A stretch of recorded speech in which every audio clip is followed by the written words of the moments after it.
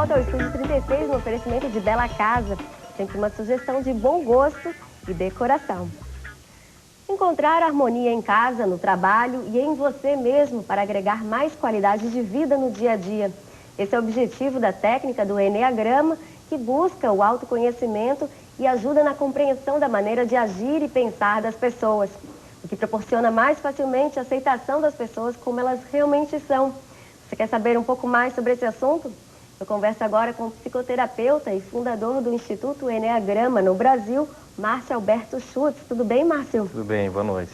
Eu queria que você primeiro esclarecesse o que caracteriza o Eneagrama. Muitas pessoas que estão em casa não sabem nem o que é. O Eneagrama ele ficou conhecido no Ocidente por ser um mapa que descreve 9 emoções humanas, as 9 paixões humanas. Desde o orgulho, a vaidade, a inveja, a raiva, a gula, a luxúria, a indolência. E ela nos ajuda a perceber como elas atuam na gente, como elas estão em algum momento, essas emoções... No comportamento das pessoas. Exatamente, elas estão literalmente dirigindo o comportamento das pessoas. De forma positiva, às vezes, como uma força propulsora, e outras vezes de forma negativa, sendo um freio de mão puxado. E como é que surgiu essa terapia baseada no Eneagrama? Eu sou psicoterapeuta haitiano.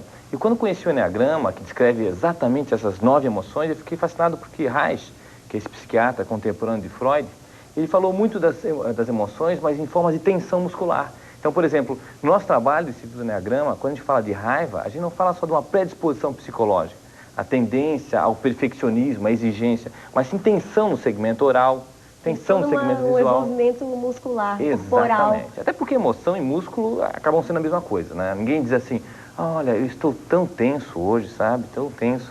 Não, as pessoas que estão tensas normalmente, né? Elas demonstram Exatamente. Que estão tensas. E essa leitura é o trabalho que a gente vem desenvolvendo no Instituto agora há 11 anos, exatamente. O Eneagrama e a psicoterapia haitiana. E de que forma pode ser aplicado esse Eneagrama? Porque ele entra no dia a dia das pessoas, nos relacionamentos conjugais. Exatamente. Nós no Instituto temos alguns programas. Temos o programa que é o aplicado ao dia a dia, que tem o foco exatamente nos relacionamentos conjugais, familiares e também profissionais. A ideia é fazer com que a pessoa, a partir da descrição dessas 9 emoções, perceba qual das 9 ela tem maior força, predomina nela. Nela. Exatamente, que vai dar como se fosse um eixo de como ela percebe a realidade. Por exemplo, a gente está falando de raiva, ou vamos dar um medo, por exemplo. O medo é uma emoção bem básica, né? A pessoa que tem medo como emoção predominante tem a tendência a perceber a realidade a partir do risco. Será?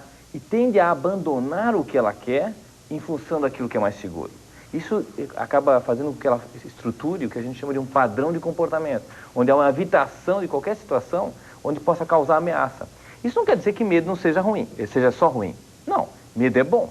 Eu brinco e digo assim, né, que quem não tem medo é a pessoa que anda a 220 numa moto, sem as mãos, sem os pés, sem os dentes também. Ou seja, a gente precisa ter medo. Mas quando a dose é exagerada, nós chamamos de vício emocional. E quando é um vício emocional, sequestra o indivíduo.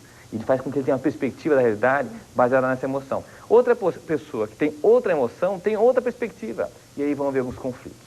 Entender isso nos ajuda tremendamente a desfazer alguns conflitos. Entender que a pessoa lá, ela tem outra perspectiva, que a emoção predominante nela é outra.